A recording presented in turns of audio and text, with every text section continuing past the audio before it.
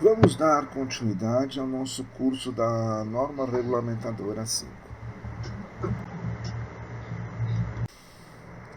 Algumas atividades no trabalho são consideradas insalubres. Neste vídeo, apresentaremos quais são estas atividades.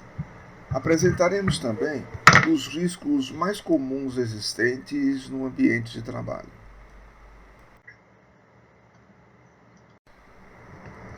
Podemos definir insalubridade como algo que faz mal ou que prejudica a saúde. A CLT define que trabalhadores em operações insalubres recebam um adicional. A norma regulamentadora 15, NR15, Atividades e Operações Insalubres, define as condições ou situações de trabalho nas quais os trabalhadores têm direito a receber adicional de insalubridade. A NR15 está disponível no endereço eletrônico do site do Ministério do Trabalho e Emprego, www.trabalho.gov.br.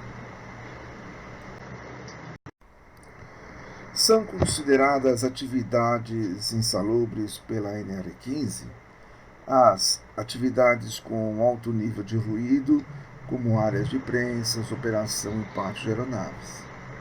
Atividades em alta temperatura, como operação de fornos. Atividades com radiação ionizante, como, por exemplo, o operador de raio-x. Atividade hiperbárica, mergulhadores, por exemplo. Atividades com radiação não ionizante, trabalhador exposto a raio laser, por exemplo. E atividade com vibração, como um operador de martelete.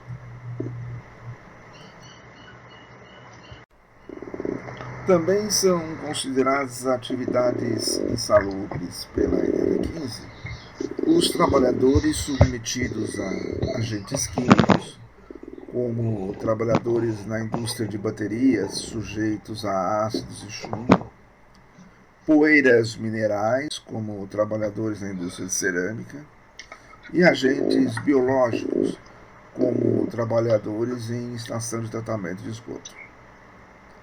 Estes riscos, quando não neutralizados ou eliminados, acarretam o recebimento pelo trabalhador de um adicional de insalubridade, conforme a CLT, artigo 191 e 194 e a norma regulamentadora 15. Para que determinado risco seja prejudicial à saúde do trabalhador, não basta que ele esteja presente no local de trabalho. Por exemplo, em relação a uma substância química tóxica, o grau de risco está relacionado com a intensidade do contato. Por exemplo, o ruído.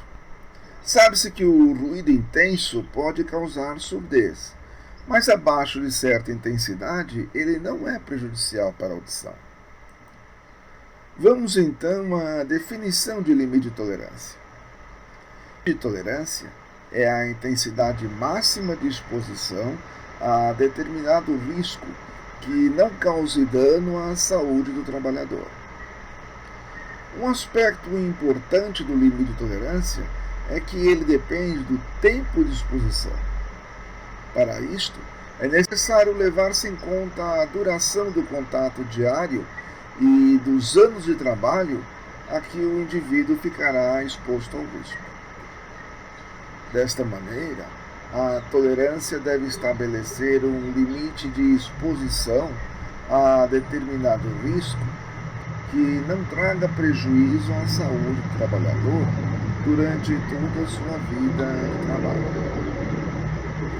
A NR15, em 15.1.5, define limite de tolerância como concentração ou intensidade máxima ou mínima, relacionada com a natureza e o tempo de exposição ao agente, que não causará dano à saúde do trabalhador durante a sua vida laboral.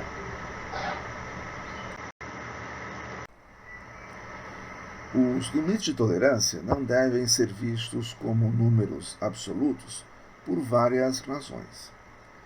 Existe uma tendência histórica, especialmente em relação aos produtos químicos tóxicos, de se reduzirem os limites de tolerância à medida que se vão aprofundando as pesquisas sobre seus efeitos nocivos, em particular sobre as consequências da exposição a longo prazo.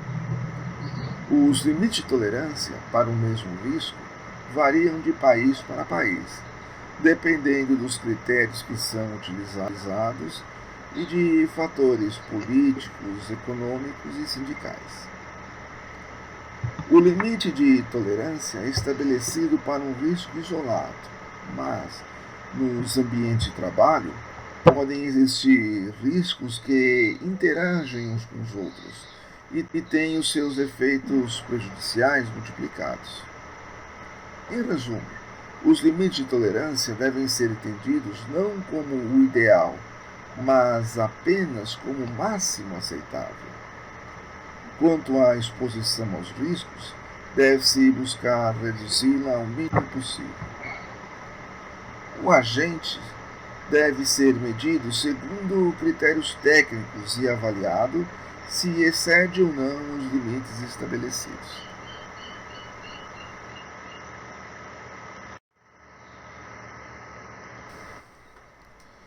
O ruído é um dos problemas mais comumente encontrados nos ambientes de trabalho. O risco mais conhecido relacionado com a exposição ao ruído de intensidade elevada é a perda da audição. As características mais importantes desta perda auditiva são: a perda da audição depende do tempo de exposição e da intensidade do ruído. A perda auditiva, em geral, ocorre lentamente e de modo progressivo, podendo demorar anos para se tornar grave. A exceção é o caso de explosões. A perda de audição por exposição a ruído é irreversível, não tem recuperação ou tratamento. Um sintoma que acompanha com frequência a perda auditiva por ruído é o surgimento de zumbidos nos ouvidos. A audiometria é um exame em que se mede a capacidade de audição e que permite a detecção de perda auditiva por ruído já nas fases iniciais. O limite de tolerância é estabelecido na NR15.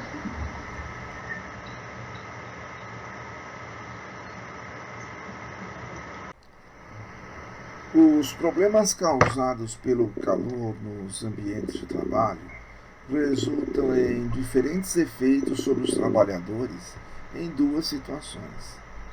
Na primeira, em atividades leves, e na segunda, em atividades que exigem esforço físico pesado.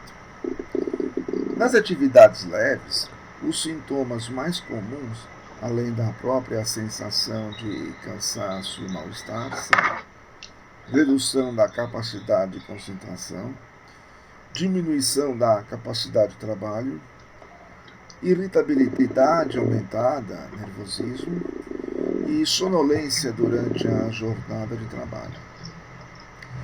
Em situações de trabalho pesado com exposição de calor intenso, além do desconforto, o organismo do trabalhador está sujeito a um desgaste muito importante que pode ter consequências sérias. A curto prazo, o calor excessivo pode causar desmaios.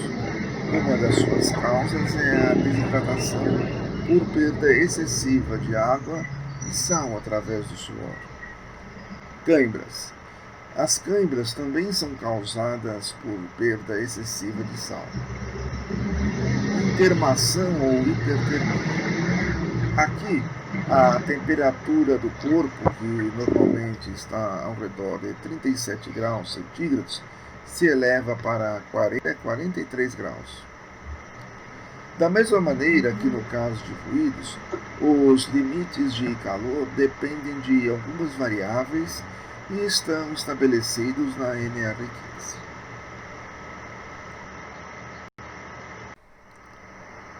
A grande dificuldade quando se fala sobre riscos químicos é a imensa quantidade de substâncias químicas existentes, cada uma com suas características e riscos particulares. Nesse sentido, não basta saber que tal ou qual produto é perigoso e precisa ser manuseado com cuidado. É necessário que os trabalhadores conheçam bem os problemas e sintomas causados pelas substâncias com as quais trabalham, mas não só a curto prazo, porque muitos efeitos tóxicos só aparecem a longo prazo. É necessário também saber dos riscos toxicológicos e a sua composição química. Isto é ainda mais necessário quando o produto é composto por uma mistura de substâncias. Os empregadores e técnicos em segurança e medicina do trabalho, em especial os médicos do trabalho, são obrigados pela legislação a informar os trabalhadores sobre os riscos a que estão expostos em seus locais de trabalho. A NR26, Sinalização de Segurança, dá instruções sobre como fazer a sinalização dos produtos químicos.